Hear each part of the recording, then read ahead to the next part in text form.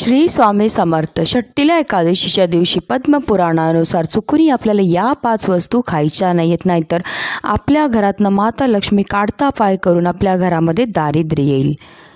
सगळ्यात पहिली वस्तू म्हणजे एकादशीच्या दिवशी आपल्याला तांदळाचं सेवन करायचं नाही. त्याचबरोबर तांदळापासून बनलेल्या कोणत्याही वस्तूचं सेवन करायचं नाही आहे. दुसरी वस्तू म्हणजे वांगीचं सेवन जे आहे एकादशी आणि द्वादशी ह्या दोन्ही दिवशी अजिबात आपल्याला करायचं नाही आहे. तिसरी वस्तू म्हणजे कांदा आणि लसूण सुद्धा जे आहे एकादशीमध्ये वर्ज्य मानलं गेलेलं आहे, कारण ह्या दोन्ही वस्तू तामसी पदार्थामध्ये येतात. चौथी वस्तू म्हणजे एकादशीच्या दिवशी कोणत्याही प्रकारच्या मांस मच्छी मदिराचं सेवन करायचं नाही आहे. पाचवी आणि शेवटची गोष्ट म्हणजे एकादशीच्या दिवशी आपल्याला घेवडा, ज्याला वालाच्या शेंगा म्हणतात, त्याचं सुद्धा सेवन वर्ज्य मानलं गेलेलं आहे.